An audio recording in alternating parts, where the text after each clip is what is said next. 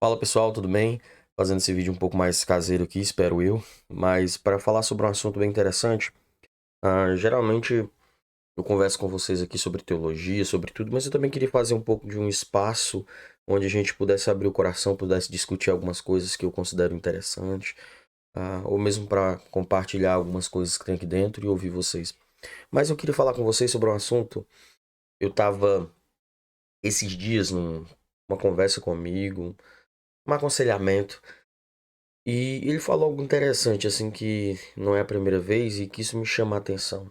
Ele começou a fazer algumas críticas pela falta de acompanhamento que ele teve na sua igreja, da sua liderança. E lógico que isso magoa de fato. A questão, ponto central aqui da minha discussão, não é essa.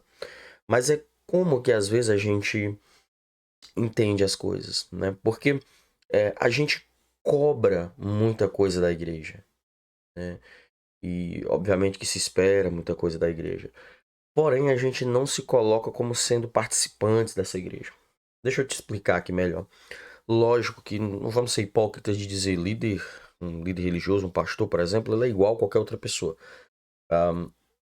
Ele tem responsabilidades maiores, isso é fato, né? Então se espera algo mais. Então se espera, sempre tem aquela expectativa sobre aquilo. Só que assim, a gente começa a imaginar que esse processo de cuidado, de cuidar de pessoas, cuidar do coração das pessoas, de ajudar as pessoas, é algo que só está atrelada à liderança. Então você vai para a igreja para receber, para ser servido pelaquela liderança. Então eu vou para a igreja para receber o louvor que está sendo ministrado, eu vou para a igreja para receber tudo que está sendo feito ali, e eu sou um mero espectador daquilo ali que tá sendo atribuído. Talvez essa visão ela se dá até muito pela essa modernização, ah, modernização não é a palavra, mas essa visão mesmo de que ah, a igreja como um certo, ah, como uma empresa, como um produto, então a igreja se adequa muito para o público que ela está vindo, e não necessariamente seja errado, mas talvez em algum momento isso tenha gerado, ah, tenha ajudado, contribuído para isso, assim. Então a gente vai para a igreja para receber, então a gente começa a criticar tudo aquilo que a gente não recebe da forma como queríamos. Então o louvor não tá bacana, eu reclamo do louvor.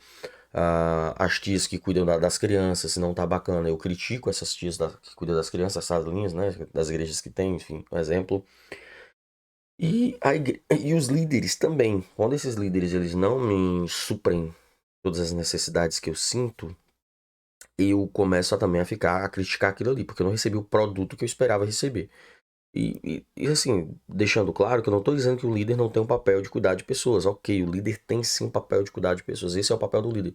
Mas assim, como eu estou falando novamente, frisando, o ponto não é isso. O ponto é que, cara, você faz parte da igreja, você é a igreja. Então assim, ó, não espere, a gente não deve esperar somente por um líder para para cuidar de alguém. Nós podemos fazer esse processo. A gente pode ajudar pessoas, sabe? Quantas vezes você espera alguma coisa de um líder seu ou de alguém ali dentro da sua igreja, mas você não faz. Então, tipo, você não manda mensagem para alguém perguntando se ela tá bem. E, cara, brother, teu líder é um ser humano como qualquer outro. Você já mandou mensagem para ele dizendo assim, cara, você tá bem? Como tá o seu coração? O líder sofre, velho. Sabe? A gente vê vários casos de pastores que tiraram na própria vida. Por quê? Porque também sofre, também tem suas dores, também tem seus problemas, sabe? Então, assim, ó, não espera só que outras pessoas façam, mas sirva. Eu já falei aqui em outras vezes que a gente entende igreja errado. Igreja não é só uma reunião de pessoas, ela é mais do que isso. Então, se você pega igreja, eclésia, reunião de pessoas, ok, mas isso limita muito o significado. É a mesma coisa você dizer porteiro. O que é porteiro? Alguém que fica na porta, abre portão. Mas você limitou. As atribuições desse porteiro é bem mais ampla do que aquilo que esse nome aparentemente traz como um carga. Entende? Então, o que é ser igreja? Paulo coloca, por exemplo, que Deus deu dons para as pessoas para que elas usassem para a edificação do corpo de Cristo, da edificação da igreja de Deus. Então, o que é ser igreja? É usar aquilo que Deus te deu, os dons que Deus te deu, para benefício da igreja, para benefício do outro. Então, você faz parte disso. Deus te deu dons e você tem que usar esses dons para benefício do outro. não só esperando receber aquilo que Deus deu para o outro, para você, para sua edificação. Então, esse olhar muito egoísta do processo de ser igreja, ele precisa ser retirado. Eu não estou aqui simplesmente para ser servido, mas eu também estou aqui para servir.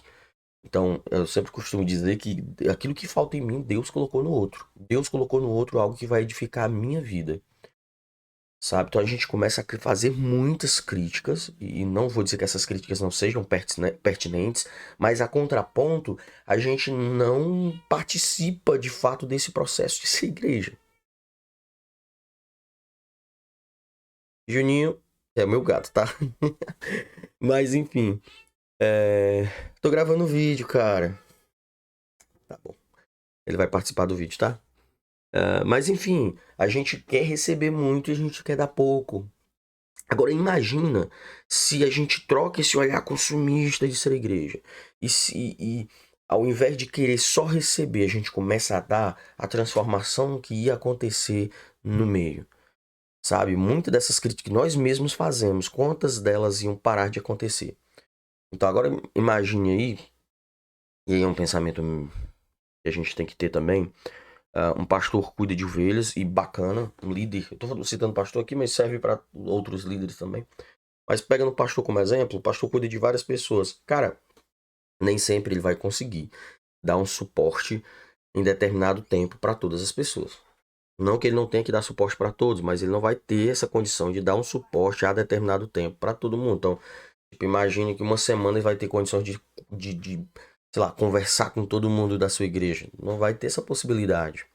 Ele vai conversando com pessoas que o buscam, que está necessitando daquele momento, ou, enfim, vai adequando a sua agenda. Legal, mas eu estou falando aqui no sentido de mandar mensagens, no sentido de cuidar, no sentido de conversar, no sentido de mandar uma mensagem, que você está bem e tal. Então, todo esse processo seria muito mais livre, muito mais. Funcionaria com muito mais frequência, de melhor forma, assim entendemos o nosso papel de como ser igreja. Isso aqui é só um exemplo, mas o ponto central é tirar essa visão consumista que temos e passarmos a ter uma visão de reino de Deus. Visão consumista. Eu quero, eu tenho que receber, eu não recebi como eu deveria. Visão de reino. Eu preciso também contribuir. Aquilo que eu recebi de graça, eu passo de graça. Aquilo que o Senhor me deu como um dom. Eu sei que não é para guardar para mim. Lembra da parábola lá? Vou retirar aqui essa parábola, tá? Deixa eu fazer isso. Então eu vou pegar essa parábola aqui dos talentos. Deus te deu talento e tu não tá multiplicando esses talentos. Tá enterrando esses talentos. O que Deus te deu, cara? O que Deus te deu não é só para você ficar para você. Deus te deu com um objetivo muito específico. E esse objetivo é que a glória dele seja manifesta através do corpo de Cristo. E esse corpo é a igreja de Deus. Entende? Então tira esse olhar consumista, tira esse olhar egoísta, egocêntrico e passa a ter um olhar de reino de Deus.